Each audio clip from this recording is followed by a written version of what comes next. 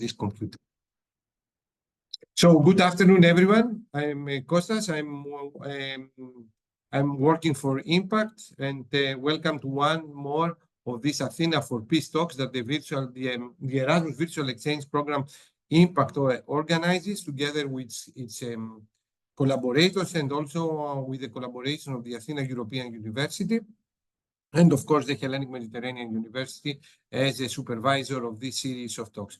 We are very glad that you participate in these talks, and I will be happier if you are going to engage also to the discussion that it will follow after Ms. Stefania Oikonomou contribution. We would like to thank very much Stefania Oikonomou, but also the Professor Dr. Katerina Zourou as a part of the Web to Learn for their contribution of today's talk. That the title is Data Collections in Times of Warfare, the Role of Citizens.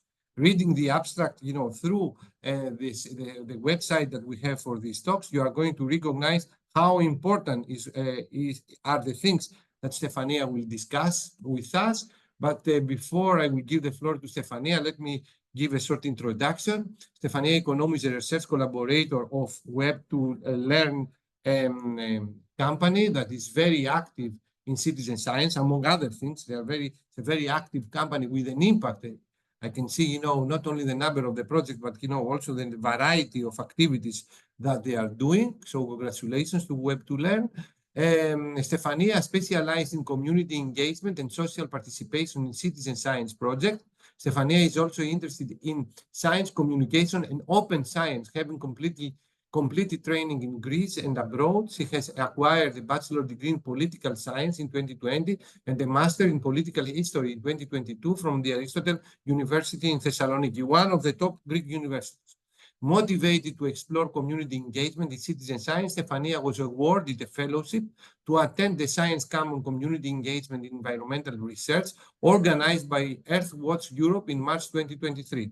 Also, Stefania is very active in any research project that Web to Learn is doing regarding related citizen science. And for me, as a scientist from the STEM field, I have recognized, and we have started now to recognize, the importance on what we are doing because of the citizen science. It's something that I think in general we have to integrate in the universities in order to increase and enhance the civic engagement of our institutions, and also in order to provide an impact and a meaning, if this is possible, on what we are doing in the research laboratories.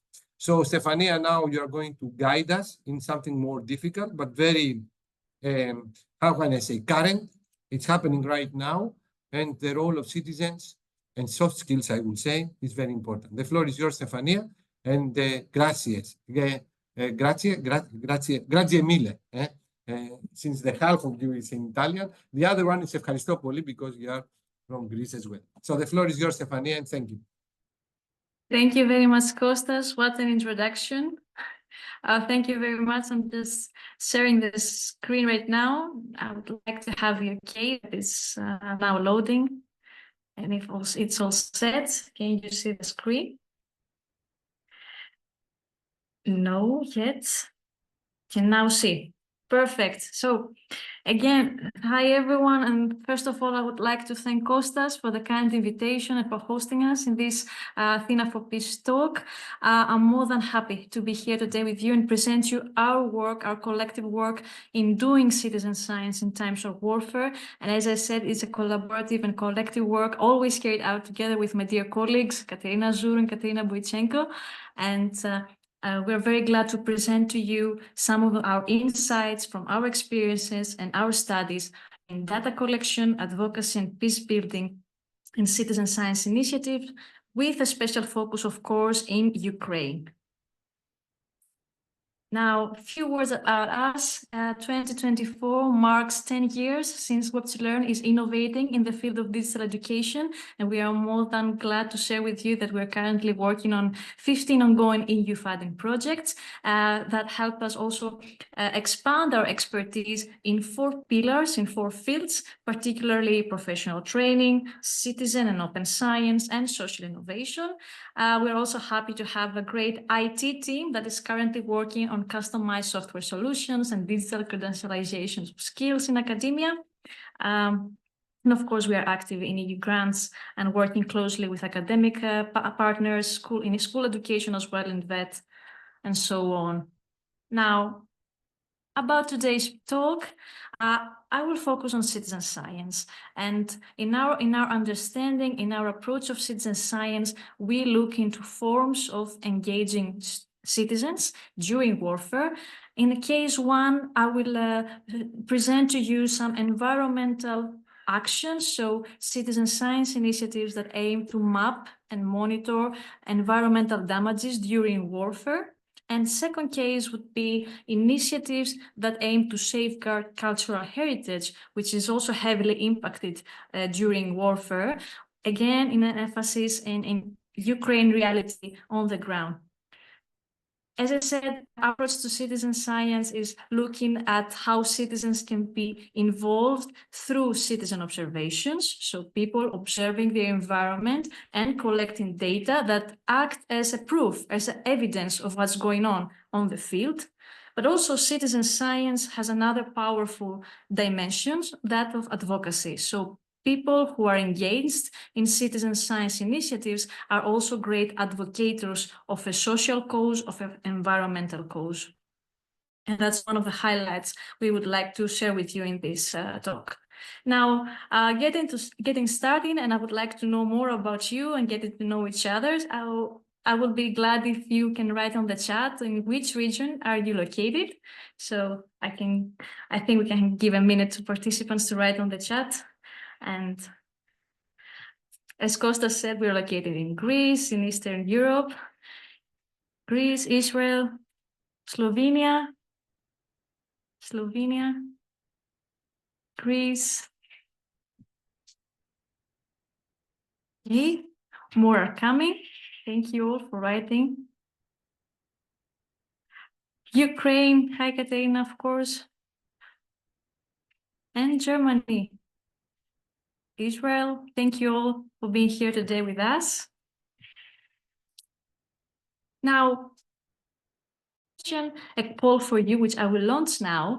I would like to know if you're familiar with the term citizen science. So before launching the poll, whoever of you feel familiar, if you have heard before the citizen science as a term, please add a thumbs up reaction to your screen so I can see that you're somehow familiar with this idea, citizen science. If not, it's okay.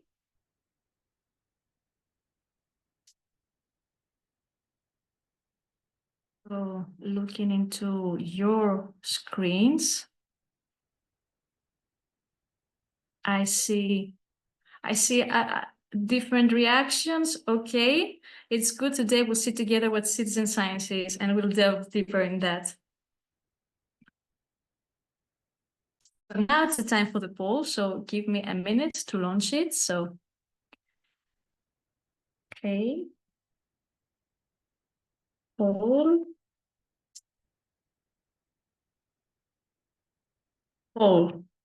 Yeah. Now, you may see in your screen 2 questions. I want you to answer only the first one. Which of the following activities is citizen science? That's the first question I would like you to answer. Let's take a minute. Not the second one.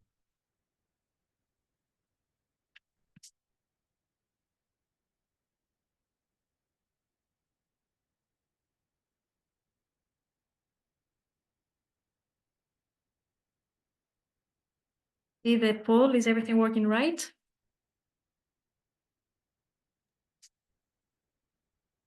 It seems that I cannot vote.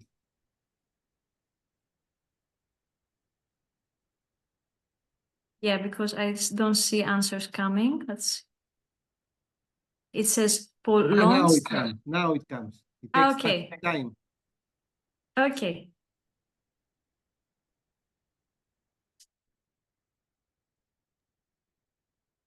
Okay, I can see also the first answers coming.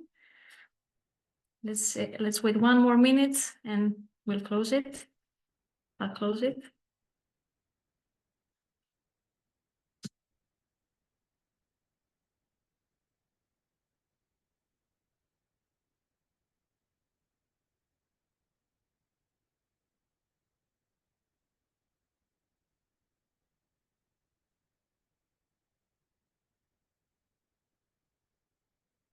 I can end the poll at this moment. Thank you all those who made it. And 1, 2, 3. Yep. End poll and share the results. Whoa. I'm really happy to see that most of you chose the correct answer. So yes, citizen science is monitoring the quality of lake waters in collaboration with the research team scientists. So from the four options here, you spotted the correct one. Assisting a public lecture of a renowned scientist. This is not correct because we miss the data, the action. So assisting a lecture cannot be considered citizen science. You need to act, you need to be engaged in data collection, etc., analysis. So this is it was a tricky option for you to think. Thank you again, all of you. And now let's see together. Hi, from also Uganda. I'm also checking the chat from more newcomers. So happy to be here. Citizen science. Let's see what citizen science is and why it is connected with another familiar term, that of public engagement in scientific research. In terms of definition, citizen science is about collective actions, so groups of people, groups of citizens that are brought together in collaboration with scientists, with research teams to solve socio-environmental issues and problems. Now, how can citizens contribute to science? Citizen engagement and citizen involvement is manifested through observations, as I said, in data collection, but also in analysis of data, depending on the objective of the citizen science project and the level of engagement we want from citizens. Of course, citizen science is not an abstract term, it's not an abstract concept. And particularly in the last decades, we have very nicely put and identified principles of citizen science. The most popular ones are the 10 principles of citizen science as shared by the European Citizen Science Association. So citizen science has its rules, has its principles, and is also in line with mainstream also scientific processes of doing research. What I would like you to take from this slide also is that citizen science can be applied in a diversity of fields. So you can see from the image that you can apply citizen science in health, you can apply in physics, in chemistry, in social sciences. So it's really an approach that can be applied in diversified environments for various causes and various objectives. A few things about the background of citizen science. First, we map the first citizen science initiatives in the 18th century, where we have women and men observing nature, observing the sky, and write down all their observations. Of course, someone could argue that humans are great observators of nature and environment since the beginning of history. So it's not only the 18th century that we have people observing the environment. However, as science, as we know it today, has been developed only from the 18th century, let's say. So this is why citizen science, as we know it today, has its first origin in the 18th century. Now, in the 90s, in the 20th century, in the 90s, we have the first formal definitions of citizen science by two scientists, Alan Irwin from the UK, he's a social scientist, and Rick Bunney from the USA, he was an ornithologist. So it's interesting to see how people from two different scientific fields have each of them defines citizen science, bringing a focus, particularly depending on their field and their aims and goals. Now, nowadays, citizen science is, I can say, a mainstream activity. It's empowering for grassroots communities that want to take action and mobilize community, mobilize society for social causes and environmental causes. We have seen citizen science taking place and gaining more space and place in the policies, in academia, but also in state policies, etc. And now to give you a concrete idea of how citizen science has been scaled up at EU level and how important the citizen science is considered today for doing research in EU member states, are these three exemplary publications from the European Commission, that all of three, what they have in common is that they highlight, they stress the role, the value and the importance of citizen science, of engaging citizens in research in various fields and into promoting an active citizenship identities, promoting a culture of engagement and culture of inviting people to shape future policies, to shape policies and taking action. So I think this is an important slide that gives you a good idea of how citizen science is nowadays more than integrated in policies, is highlighted, is a cornerstone nowadays of EU priorities. So at this point, by giving you some idea regarding definition and the background, someone would still argue, okay, I can get what citizen science is, but why it matters? So citizen science, we argue, is important because it places people at the center of research and makes citizens, ordinary people, agents and advocates of scientific breakthroughs. People who may not be familiar with scientific processes, but they become empowered to not only provide data, but also take action and shape future policies and scientific breakthroughs as well. And I will focus here by highlighting that citizen science has a multi-purpose potential, and this potential is manifested in advancing research. As you may understand, also citizen science is an approach that helps research teams to acquire data from a pool of people, so more data in your disposal. And of course, you have more people who believe in science and get involved with your research team. So you combat misinformation. And we have seen that in the case of COVID-19, where people involved in citizen science initiatives and projects for vaccines have been great advocates of promoting technology, RNA technology, etc. So citizen science can also help combat misinformation in many scientific fields. And of course, when you have people involved in citizen science, you foster active citizenship identities, you foster advocacy, you make people themselves so motivated to be part of the research, but also advocate for this kind of research. And of course, we open up science to society in practice. And now move from theory to practice, because having people involved in scientific research is, I could see, the epitome of having, of applying theory to practice and having impact in society.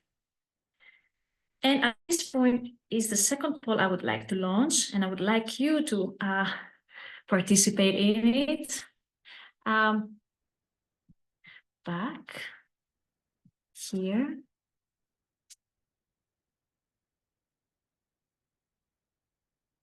Launch all. Let me stop sharing the previews. Yes. Launch the poll.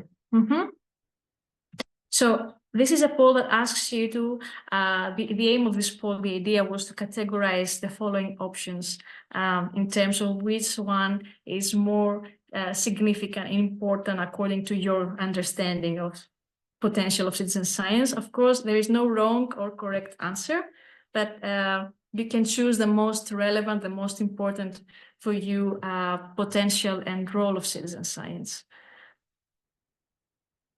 I can see answers coming.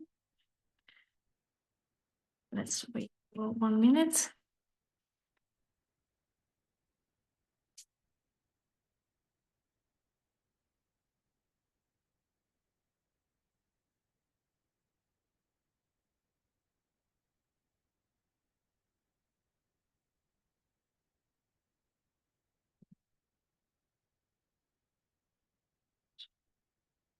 And people voted. Okay, I will end the poll now in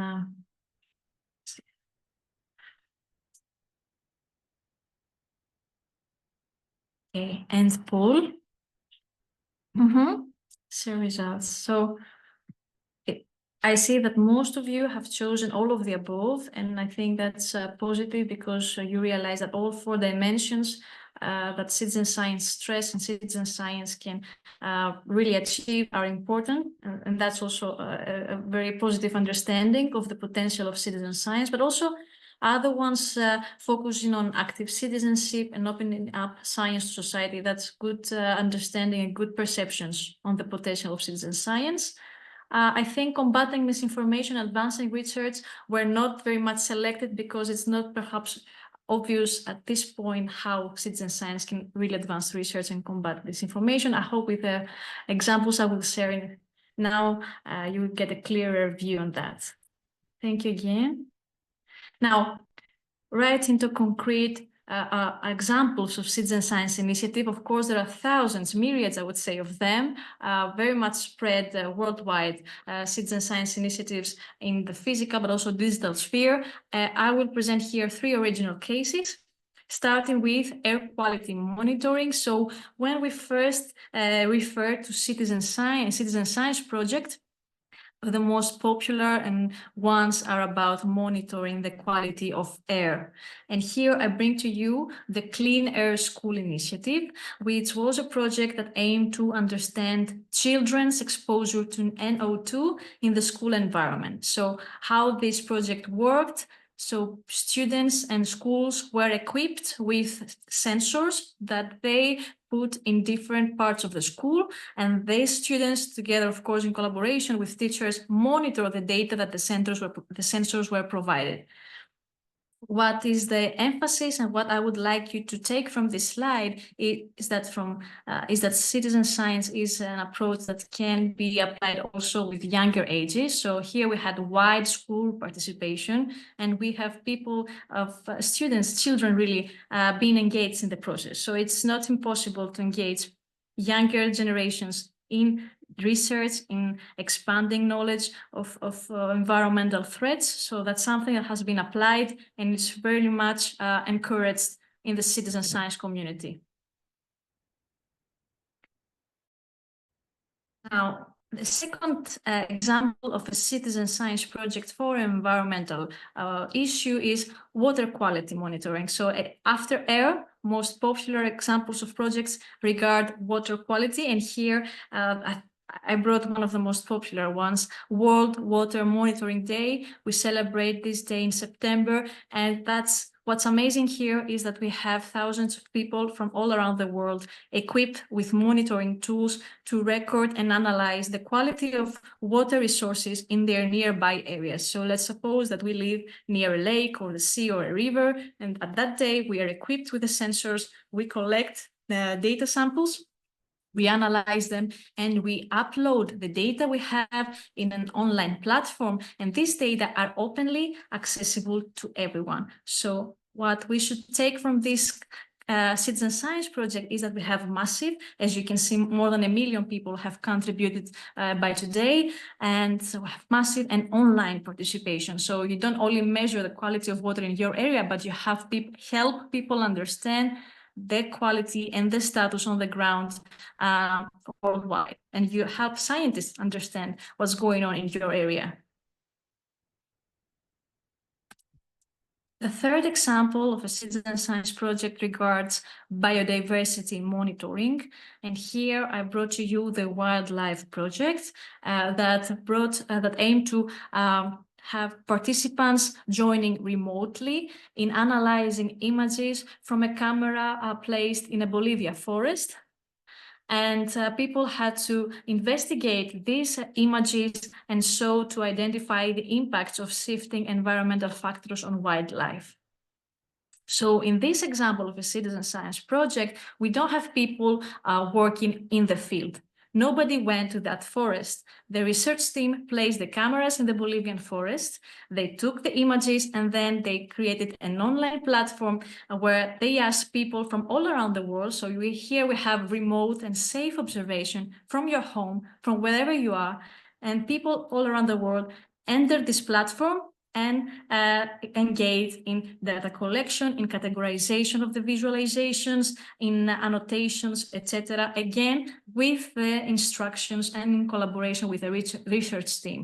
We don't assume that people engaged in citizen science projects are people who are familiar with research protocols or research and understanding of doing research. So in all this project, you should always think that there are always instructions and close monitoring and support from researchers.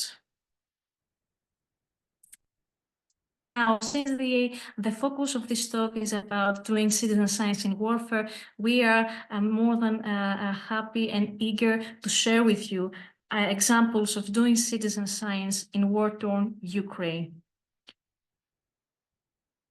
And our experience in this topic has resulted from a series of EU-funded projects for which we are very proud at Web to Learn. And I would also like to share with you that all these 3 projects you see have been ideated by Katerina Zuru, and we're very happy about that.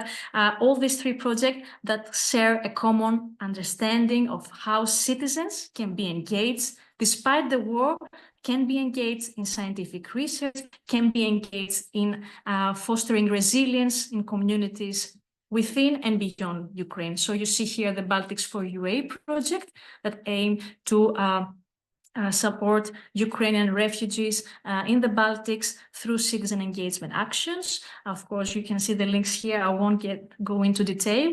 And the Gromada project, which I will be happy to share some more insights later on.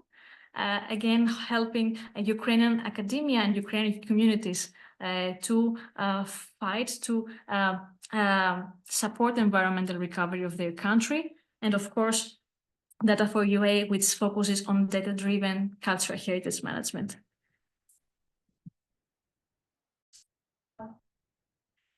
Before going into presenting some citizen science initiatives in Ukraine, I would like you to focus your attention in this particular slide, because it's easy to talk about engaging citizens in research, but we're really talking about a war scenario, a war landscape, so an armed conflict. So we should not miss what's important here, that conflicts pose a serious threat to natural and cultural heritage of communities. And there are several and very important challenges in doing research while there is a war going on. Of course, we should not ignore the casualties and the harms to wildlife. We have landmines in many places. We have toxic hazards released in the air, water intoxication, all these sorts of things that make difficult to not only researchers, but I would say authorities, anyone, to have access, safe access in the field. And of course, displacement. We are talking about communities, but we should understand that many people have been displaced, so they have lost relationship and contact with their land. And of course, all these problems, all these damages and threats create also risks from the environment, risks for the health, which are usually and unfortunately disconnected from war-related discourses.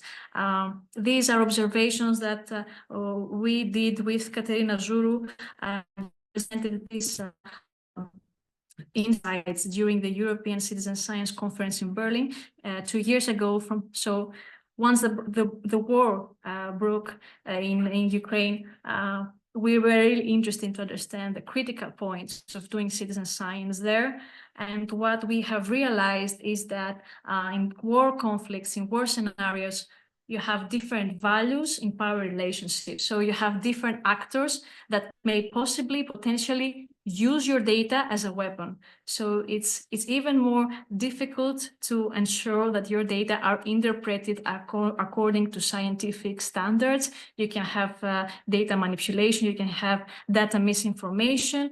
Of course, there is the issue of accountability, because you have citizens observing a threat, observing a damage, but you're not always, sure that the damage has been afflicted by one party. So it's not only important to have the data, but when you want to use this data to prove accountability and to bring responsibles into justice, you may have people saying, well, who is responsible for this damage? You cannot prove it.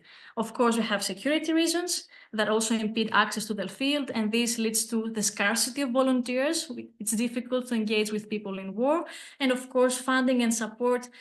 You can imagine that during war, there are people that may be interested to support and fund your project, your citizen science project, but you should also have in mind what if there is any other interest behind this funding. So because it's a war, it's a delicate issue. So again, researchers should be at least pay attention to the funding. Now, going into environmental citizen science initiatives in Ukraine, case one, I would like to share with you some of the most popular ones. So what you see here are two examples of how citizen science initiatives have been going on in Ukraine to monitor air quality. From the one side, you see Safecast. What you can see in the image below on the left, you can see a sensor that is put in the window of a car. And here, an ordinary citizen, any of us, could use this sensor to measure radiation levels. And these sensors are used widely in Ukraine to monitor radiation levels, especially in zones which are close to the industries that produce this kind of energy. Clean Air for Ukraine is another initiative. There's an online platform that gathers data on air quality.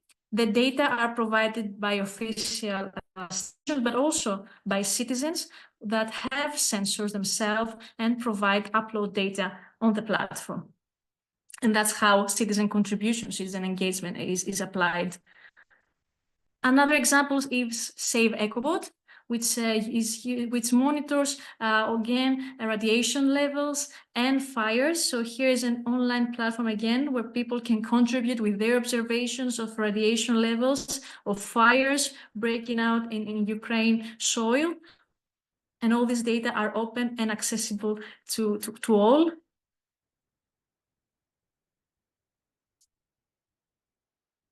And another one is EcoDojour. Here you can see from the map that the EcoDojour is an online platform, again, for any of us can provide data. If you have a sensor, if you have you are engaged in data collection, you can provide data in damages to infrastructures and to industries. EcoDojour collects data from fires, and what's important here is that the research team that gathers the data from citizens and from official stations, it assigns levels of environmental risk. So all these colors you see are the different levels of risks that have been assigned by scientists and the research team that run the platform. Again, you can see there is a strong focus on monitoring air quality and water quality, of course, radiation levels, because the conflict in Ukraine has provided huge problems in all these three fields, in all these three components. So another initiative this time by the Ukrainian Ministry of Environmental Protection and Natural Resources. Here there is an online platform that citizens can add data, again, for air, water, and radiation, and environmental threats in real time. So if you access this data, there is the link there. I can also share with you. You can add, as a Ukrainian citizen with access to data, you can add your data, the GIS coordinates, and update the ministry about the situation in your neighborhood, in your zone. And here I would like to share with you and show you a 2-minute short video. There's no sound, but I think it's relevant for you to see how citizen science is also applied in academia in Ukraine by students of the National Ecological Center of Ukraine.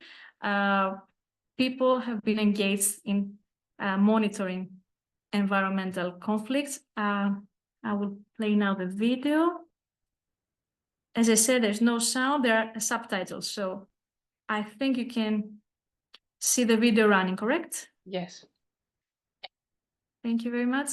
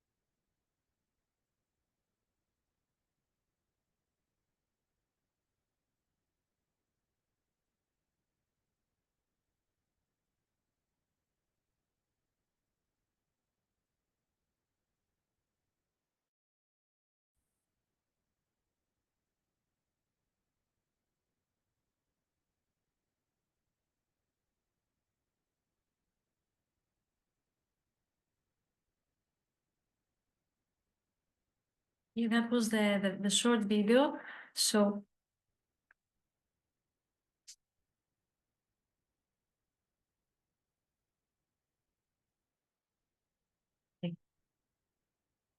I think that was a powerful example of how citizens and students and younger generations can be involved in advancing scientific research. And when I'm talking about scientific research, it's also about understanding the impacts of war in the environment, in the community. So providing data and expanding understanding in this dimension as well is research as well. It's also helping scientists better understand what's going on.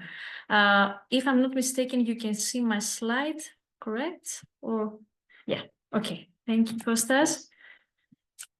So from these great initiatives from Mykolaiv and Ukraine, I'm more than happy to share some insights with you about the Gromada project, which I mentioned at the beginning of this presentation. Here we have an intersection and a strong connection between three dimensions, so environmental recovery in Ukraine, law studies, and citizen engagement. So what we are trying to do in this Erasmus Plus project is bring together departments of environmental and law studies together with Ukrainian communities on the ground and two international organizations to empower Ukrainian colleagues and empower Ukrainian citizens to be engaged in citizen science project, to be engaged in monitoring environmental damages, collect data, and of course use this data after the war to prove the damages and to demand environmental justice. And here is where the law studies come, and here is the training and all these great initiatives that the project has been expanding. Of course, we focus on environmental recovery in Ukraine, and the best approach to achieve environmental recovery in our understanding is through community engagement in environmental matters. So you cannot achieve anything without communities, without citizens, and of course, this our approach in this from the project, and all the results of the project are accessible on the project website. Later on, you will also have access to it through QR codes, nicely put here. So, second case, we have talked a lot about environmental science project. Let's see also how citizen science is applied in cultural heritage. In the case of Ukraine, there are many initiatives. Today here, I just brought two of them. There is a nicely created platform for reconstructing Ukraine. So this platform, the research team is gathering data, particularly photos from citizens about destructed or threatened sites in Ukraine, cultural heritage sites. Sites have been damaged, but also sites that are in the process of reconstruction. So that's interesting to see that in this platform, Ukrainian citizens can add data about, of course, the coordinates. You need the geographical location of the cultural sites. You need to add the day that the damage has happened, or the day the reconstruction process has kicked in, all sort of information you can provide as a citizen, of course, the photograph. So there is this platform that aims to gather all this information about the status of Ukrainian cultural heritage. And that's a good overview of how citizens can really contribute to have a better idea of the status of cultural monuments in Ukraine. All this data could not be easily gathered by a single research team, by 3, 4, 5 people connected. You need a pool of people engaged, and that's what citizen science can provide, even in warfare.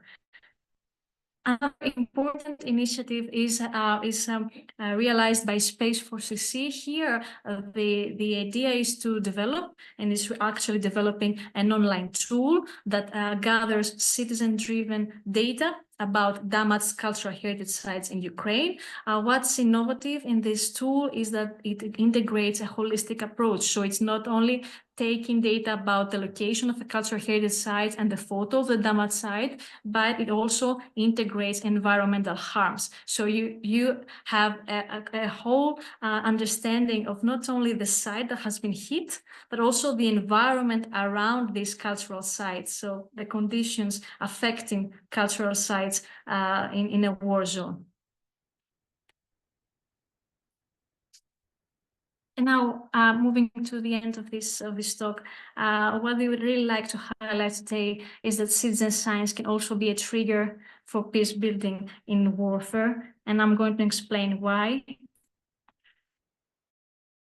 By doing a great study together with Katerina Zur again through the Baltics for UA project, we were very much happy to see that despite the war, there are various and many ways citizens can contribute to offer support either to environmental issues and problems, either to social ones, or to support in terms of humanitarian aid.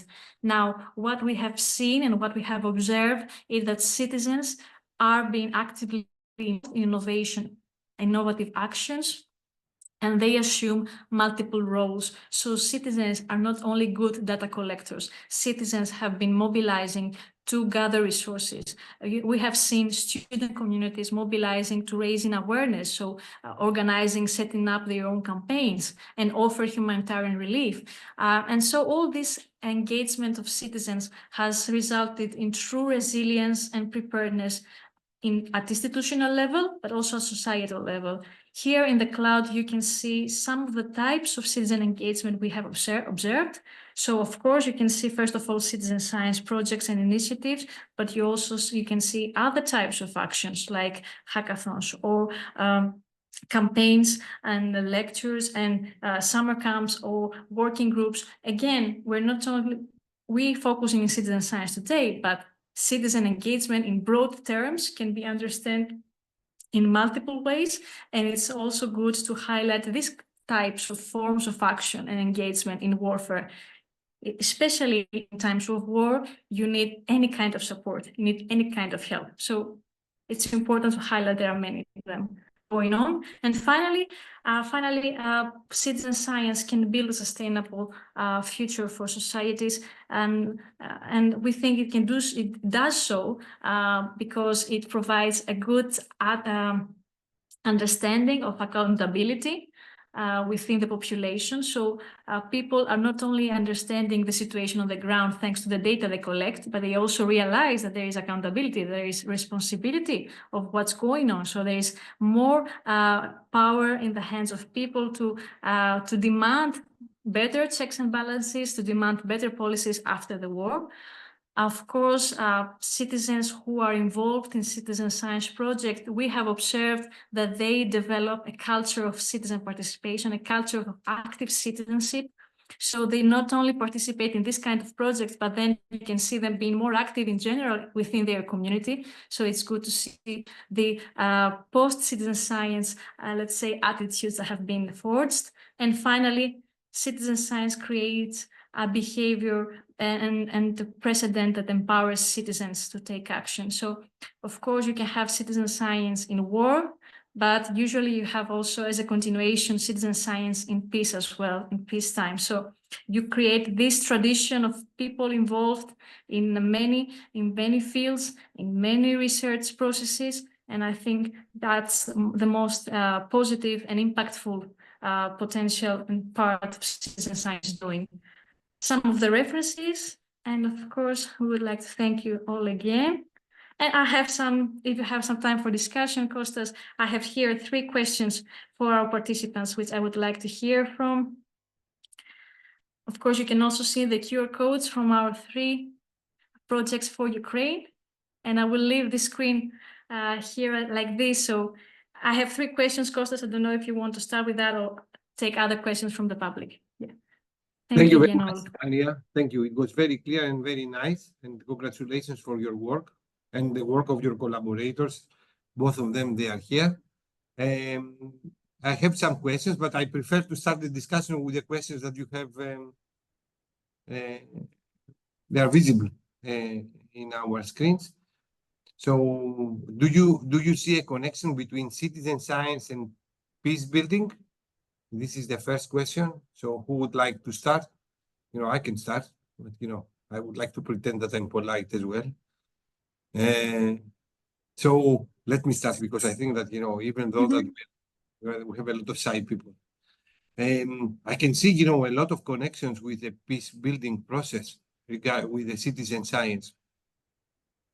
First of all, I can see that, my first reaction on this very good question is like, by participating, by acting as a citizen, you can see the impact of non-peace situations. So you can realize the impact to your life. You can see the impact of your citizens, other citizens' life. You can see, as you said, the impact in the environment. You can see the difficulties. So by exposing to the difficult situation, by trying to act, as you said, because this is like what I kept to my notes, that as citizen science, you need to act, not to only to observe, but you need to act.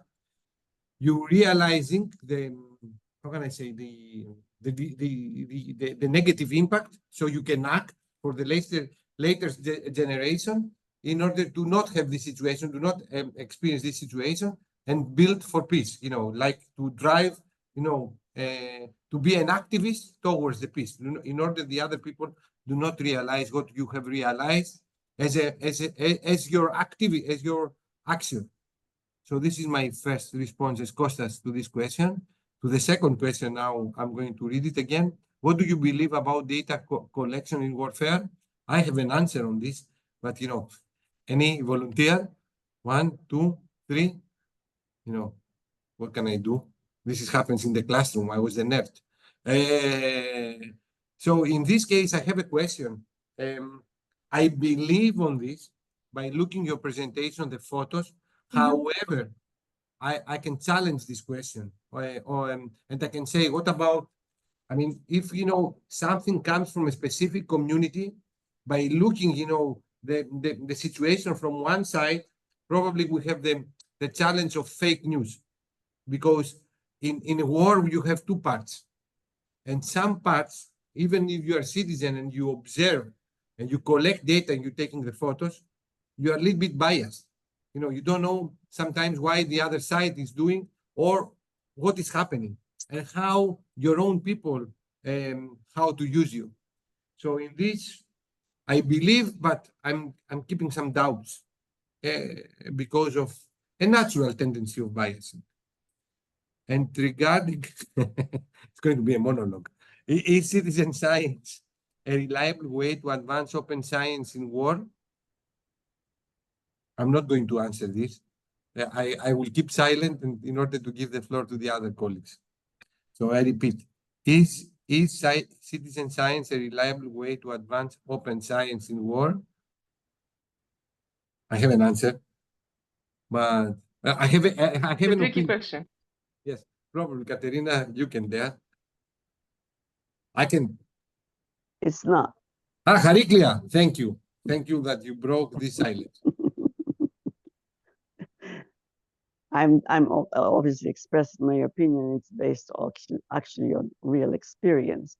And the reason that I think, and maybe I would like to hear from the wonderful speaker that you had, is that when you're a citizen in a time of crisis, such as war, and you will come up and say, oh, here it is, I have the film, and this is who made it, and this is the damage, and this is that.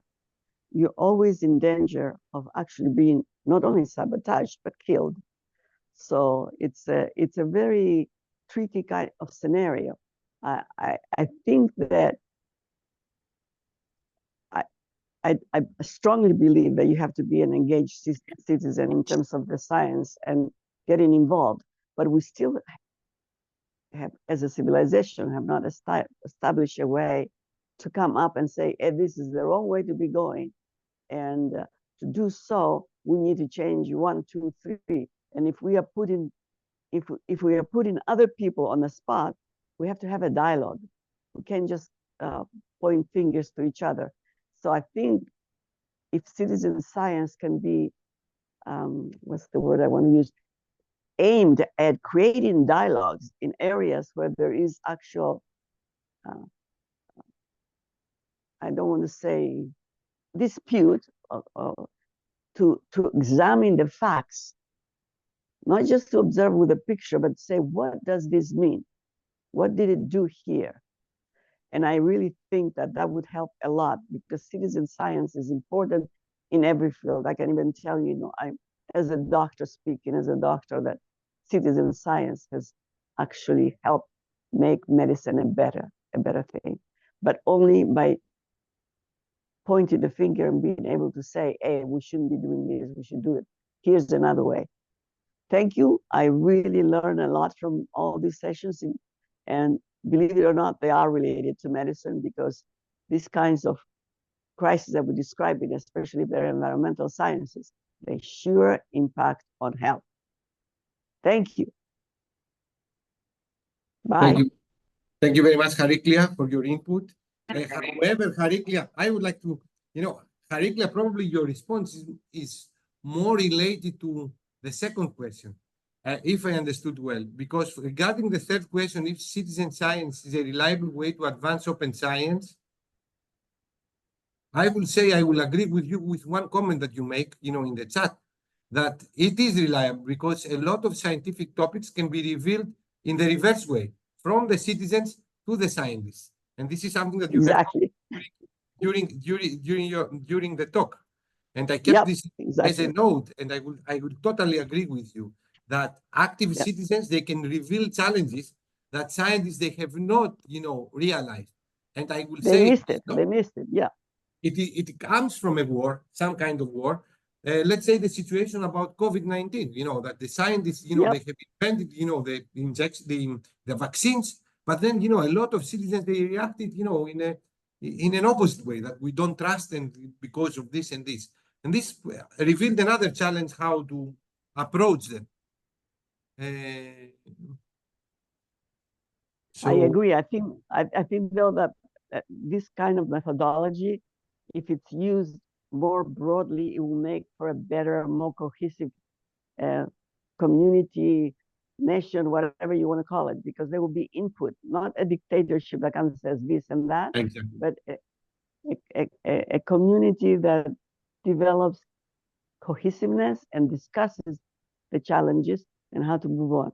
I think it was a very beautiful lecture, and thank you.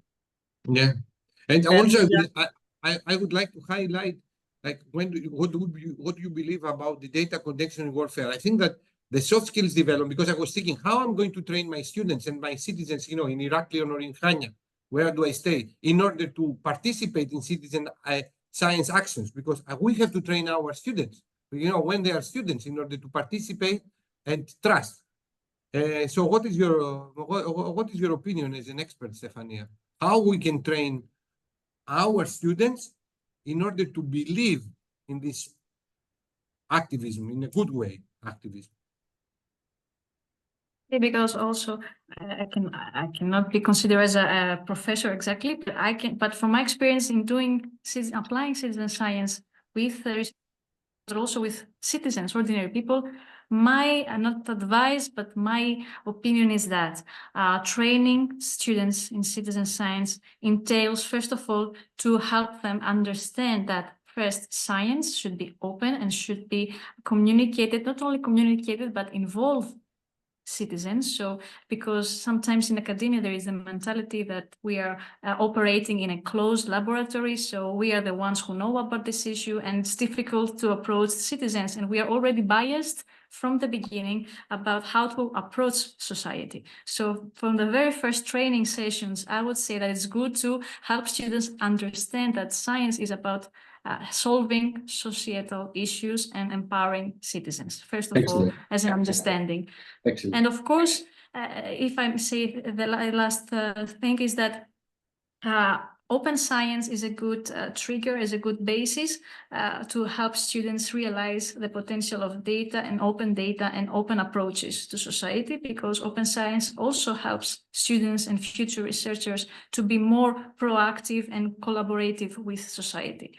So opening up academia, opening up science and research processes starts from the very first understanding of how my research or my data can be used, can be applied, multiplied, and have an impact in society. So I think in terms of mentality and attitudes, that should be a good focus in the first training sessions in citizen science. And then, of course, the rest is following co-creative designs and approaches that really engage students with the community you want to work with on the field. Excellent, excellent. And also this shows the multidisciplinary of the topics right now, because Exactly. your social science background can help. Exactly, Katerina, I think. Yeah, Katerina, please.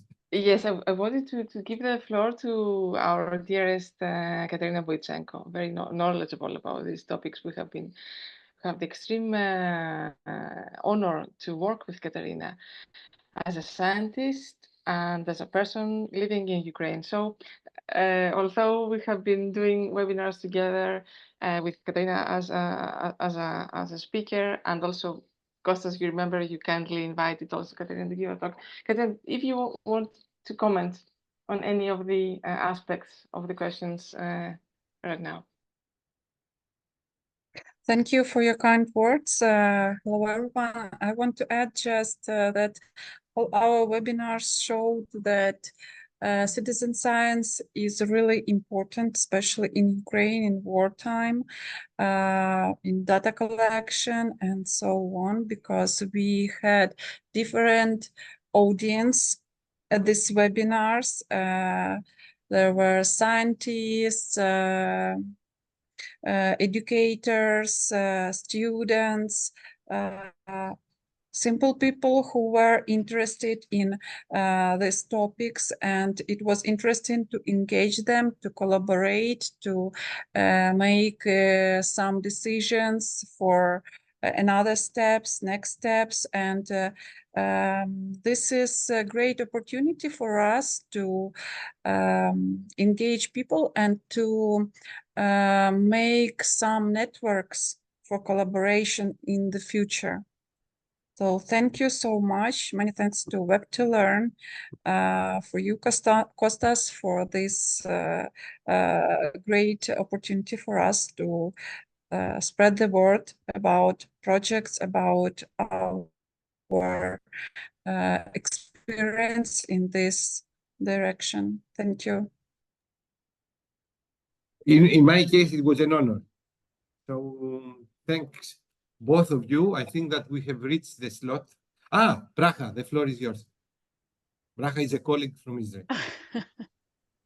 Sorry, I've been a bit in the shadow. I'm covering here for some colleagues who are not here, so I've been attending in the meantime also to students and emails. I just wanted to thank you, Kostas, for bringing up these subjects and organizing these talks, because they're really important and very fascinating. And I want to thank you, Stefania, for introducing this very new to me field of science. And I think it's a very important thing for academics to find a way to to communicate with the society, because sometimes there is a feeling that they live in a tower, in an ivory tower, and they don't understand what's going on in the day-to-day life. So I think this is a really good way to open up the two-way communication, both for the academia to speak to the citizens in a more popular way, not lowering the standards, but maybe in a little different language. And on the other hand, getting the input from the fields that's normally approached just as an academic and not as a real two-way conversation. So thank you very much for enlightening me on this subject, and I really hope that all these issues will be resolved and we can all go back to some sort of a normal life. Thank you, Bracha, for your input. So if this is the case, I will keep, something as a proposal. I would like my university, if it is possible, as an associate partner, to get engaged in all the activities that Web2Learn is doing, related to Ukraine support. I mean, as an associate partner, we are not asking for money, but we would like to get involved, how we can help, if we can contribute in the area that we locate. And I mean, in general, if you can share us, we would like to support these activities. So as a Vice Rector of Integration, Internationalization and Extroversion, I think that this is very important my university to do. And also I will keep, this topic for the students next semester, Katerina Boychenko and, other colleagues from Ukraine or, other colleagues from Israel and other regions, because it takes two, the tango takes two. Some parts, they don't want to communicate and you cannot do anything on this. It's like impossible. It's like, but this shows to me about the societies and how the societies they have built around the issues. Because if you don't want to communicate, this means to me, how can I say, like, something that is not very much related to science. It's like you believe in in the God, that, religion, like, how can I say, like a fanatism. So if you don't communicate, I think this is the most important thing. Like in citizen science, this shows communication in different parts and from different points of view. But I will keep, this is a topic because next semester we need to start the virtual exchanges for students. And I think that citizen science should happen through virtual exchanges with the participation of the students. The students, they will tell us how is the situation and what should be the solution and what are the students that they don't experience this, what they can offer. So I will keep this, on my mind and I will never forget. So Chariklia, the floor is yours in order, as a last comment. I don't know, Bracha, you still have your hand raised. Chariklia, as a last comment, please. But no, it's not the last comment, other than to say that I agree with you very much in what you said, that we really need to learn to have a multidisciplinary discussion and crossover. I'm speaking now as a doctor, how imagine if we had citizen science involved in a real way as we educate physicians. It would change the whole world. That's my opinion. But I did not have my hand raised because I already spoke way too much. Just wanted to say thank you and for giving me, Kostas, the opportunity to participate in this totally accidentally as we met. I'm very grateful. Thank you very much. Thank you. That's all. And, I think that, I'm preparing also the Erasmus Days for 2024, and I will give the floor for the citizen science, one day. So from the 14th to the 19th of October 2024, I will invite Web to learn, to lead, how citizen science can promote internationalization as well, because there are difficulties in science, that we should do in order to identify, but also promotion of peace. So thank you all of you, and for your participation. Kostas, do you allow me? Bye, everyone. Yes, please. Goodbye. Bracha, it was great meeting you in Israel, and thank you very much for your comment. I was very surprised because Kostas comes from the hard sciences. He's a physicist and directly and intuitively understood the soft skills dimension, the human component that we in the social sciences suffer from communicating it. And Tatiana, also as a doctor. Tatiana from Slovenia. Yes, indeed, and we are. And very all pleased. this happened because we are together. All this happened because we were together and we are listening to each other and talking. It's beautiful, beautiful. I love it. Thank you. Noted, Kostas, for associated partners in our project. And it would be fantastic for the impact project for people in Israel, in a war zone, and also in people in crisis in Morocco, for instance. And for the October, of course, Stefania can join, but definitely I'll make happen for Katerina to join as well from Kiev to come, because it's very different to talk from a Western country and having Katerina being a citizen science expert and a person suffering from war in your Erasmus days. We'll be glad to cover the expenses. Kostas, thank you very much for the invitation. Thank you for your participation. Without you, nothing can happen. So take care and speak you next week. Next week, we are going to have the United Nations from Geneva, an expert in peace education. Let's check. Oh, wow. That's very good. Nice sequence. Thank you, everyone. Bye, everyone. Bye. Bye. Thank you all. Bye. Bye.